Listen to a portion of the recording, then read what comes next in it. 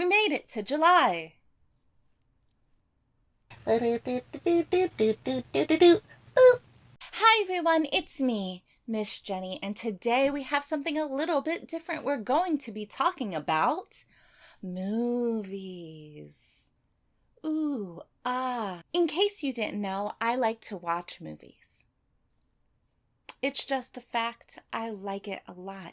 But there is something that you might not know, which is I have been in a movie watching rut. I've essentially been in a movie watching drought, if you will. I just haven't been indulging in movies. I don't know exactly why. I think it actually has to do a little bit with my indecisive, option paralysis, focus ability thing. I'm overwhelmed. So I haven't been watching movies. So I figured let's talk about the movies that I did watch. So I have been in this rut for about 2 months now, and I'm going to put up my Letterboxd diary so we can go and see what did I choose to watch in that time frame, movie-wise. But before we get to that, you might be asking, like, Jenny, what are you watching instead of movies? You have to be watching something, which indeed I do. I usually put on YouTube and I just let it go. I let it do its thing. I started watching Mythical Kitchen's Last Meals the other day. Let that just play. That was interesting. I watch a lot of Game Grumps, a lot of Scott the Woz. I just let it happen. I watch Offhand Disney. I just do that. That's what I do. It's not great, but it's great enough for me. Besides that, I have consumed a couple television shows in between. So I did watch, what did I watch? I did a rewatch of Video Game High School.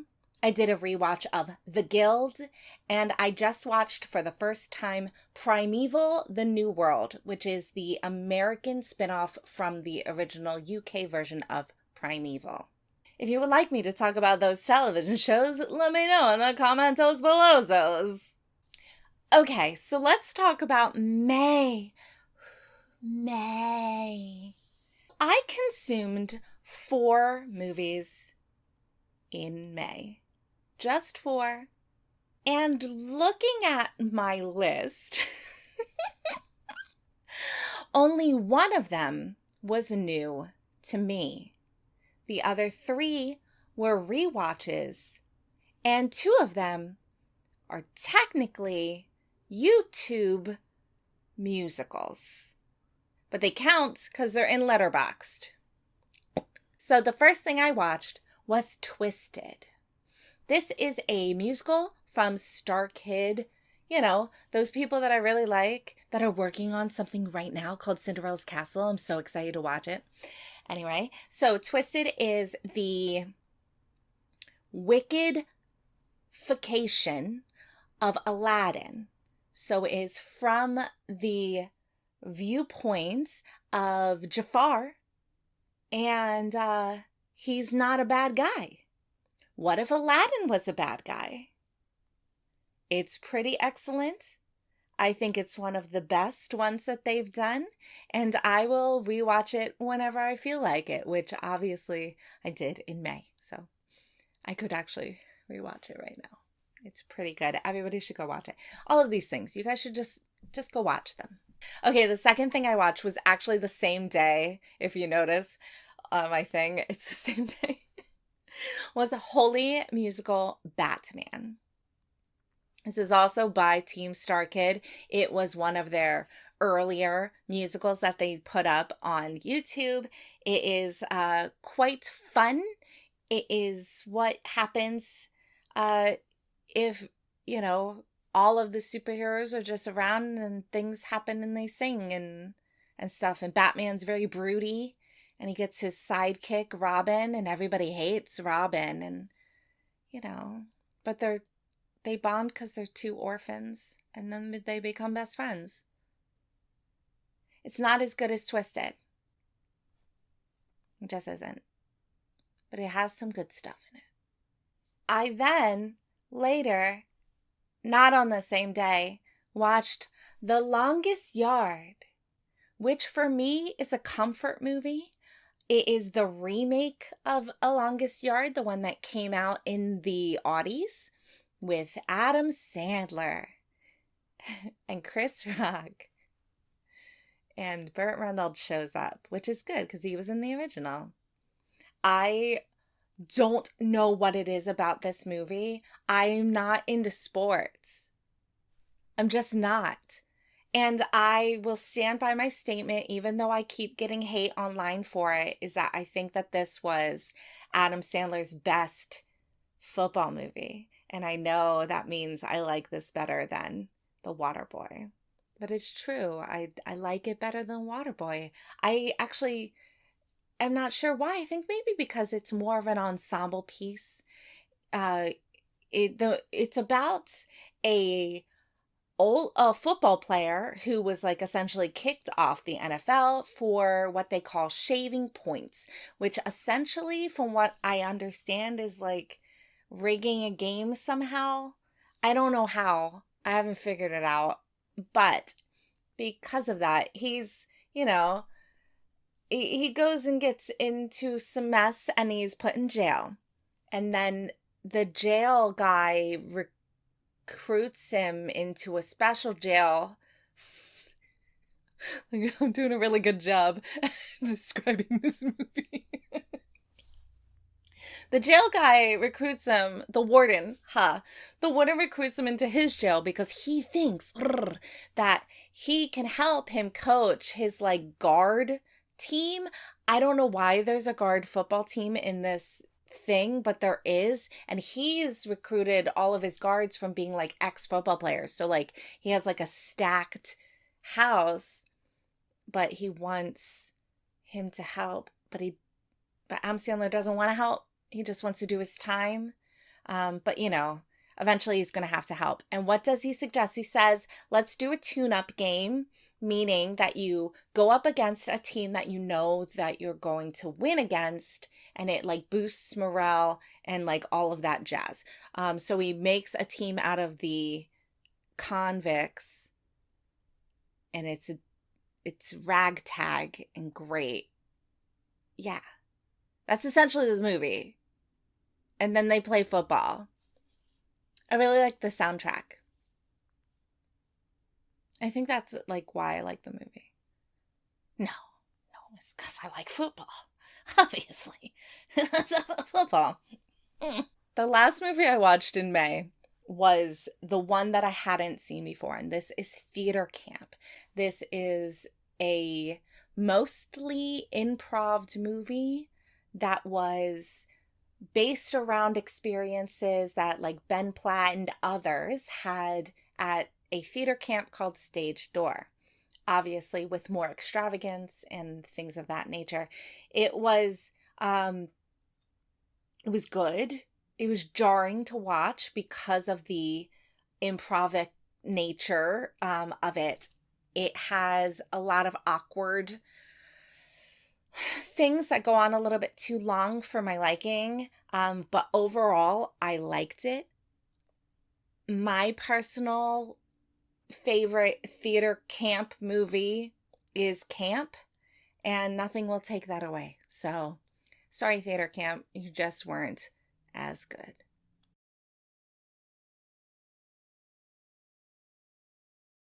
So what did I watch last month? That's a great question. Thanks for asking. I watched Jawbreaker, and as you can see, I love Jawbreaker. It has a little heart next to it, meaning I love it.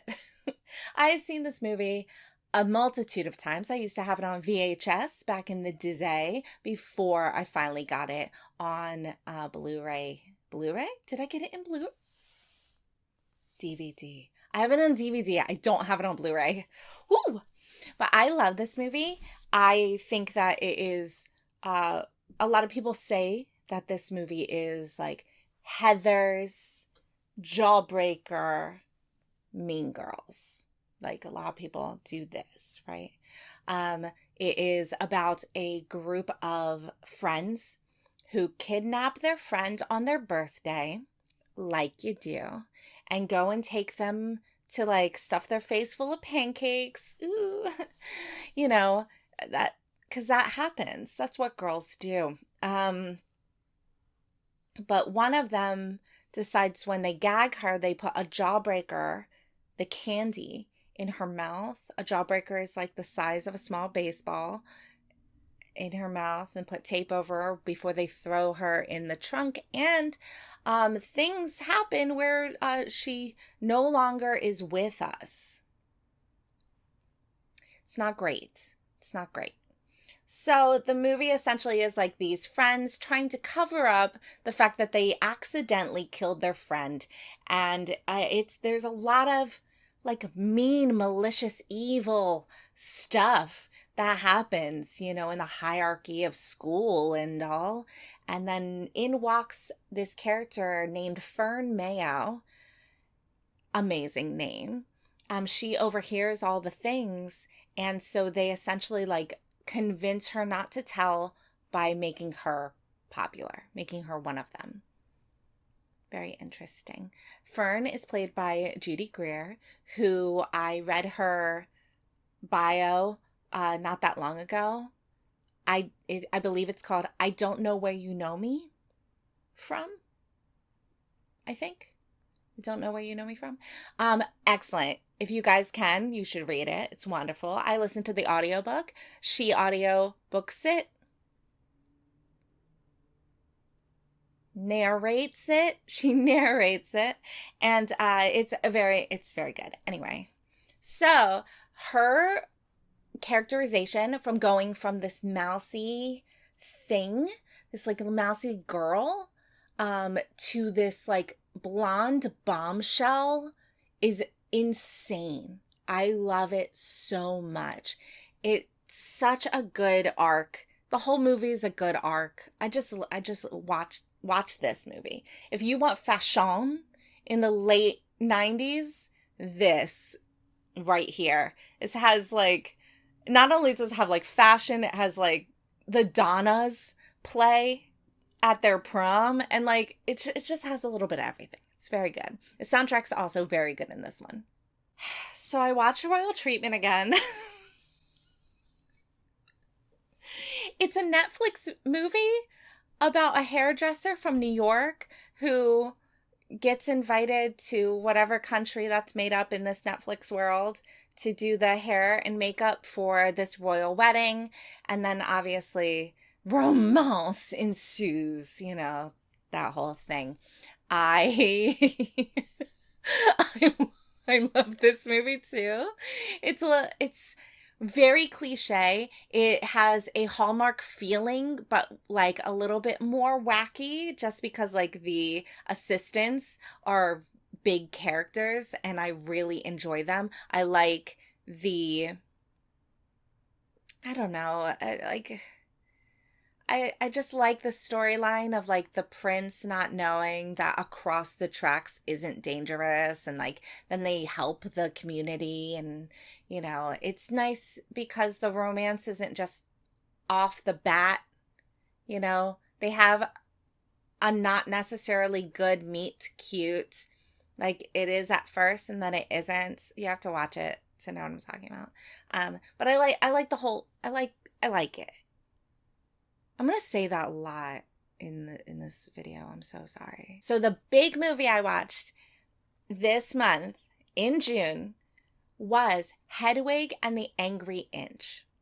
I actually went out of my house to a movie theater and watched this movie. So I went to the Colonial in Phoenixville, Pennsylvania, and watched this in a theater. This has been one of my favorite musicals since I don't know, 2003, maybe earlier. I think earlier, actually, when it came out.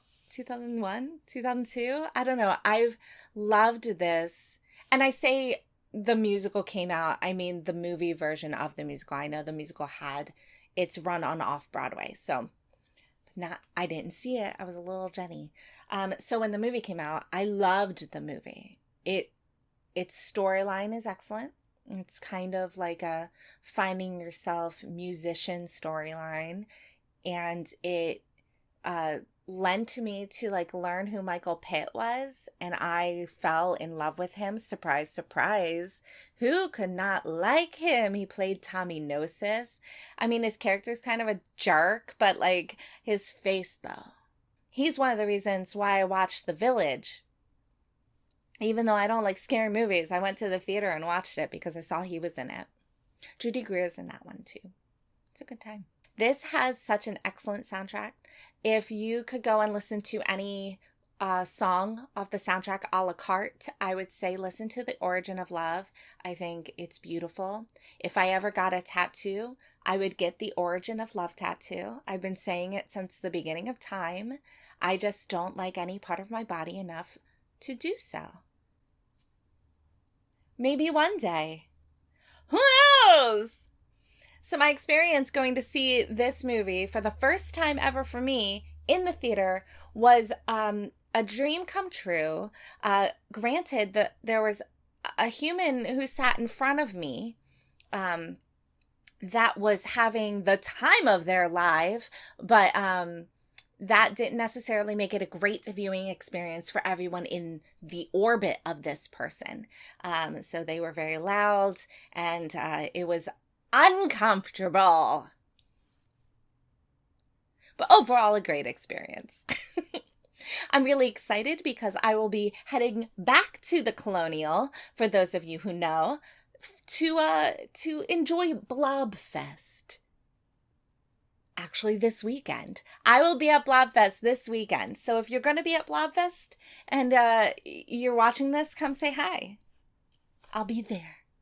Okay, then the last, this is the last one. So if you've been keeping count, by the way, in 2 months I watched 8 movies.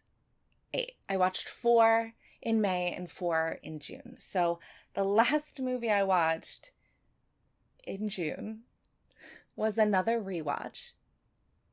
And it was Lemonade Mouth. You know, I know people don't like this movie. I think that they're wrong. That's all. This is a classic. I say classic. It's not that classic. This is an aughties, like a late aughties decom about a band that was made because they met in detention, and then chaos ensues because there's a rival band and one of them was dating the other person, and then they weren't, and then things got confusing, and then everything went wrong, but everything was great. This also has a banging soundtrack. I don't care. If I could convince my band to do these songs, I would, but we won't because we do divorced dad rock. And Lemonade Mouth isn't divorced dad rock. You know what I did notice, though, when I was watching Lemonade Mouth was the amount, like the stranglehold that vest, like a vest, had on the population. You could freeze frame any group shot in this movie and find 15 vests. I swear. I loved it. I love that look. I miss wearing vests. I want to bring it back. I should just bring it back. What's stopping me? Because my vests don't fit me anymore. That's what's stopping me. I have to go buy new vests. Should I buy new vests? Let me know. I think I might.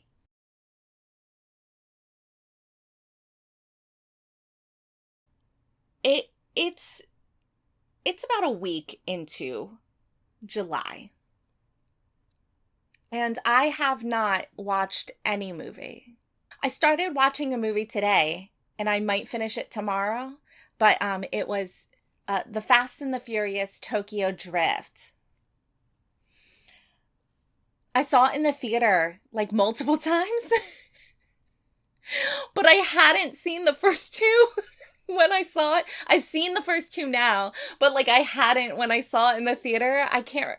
Somebody told me to go and like I was drugged along. I don't know. Anyway, what should I watch this month? Please let me know. I need your assistance. I want to get out of this drought, you know? Please help me.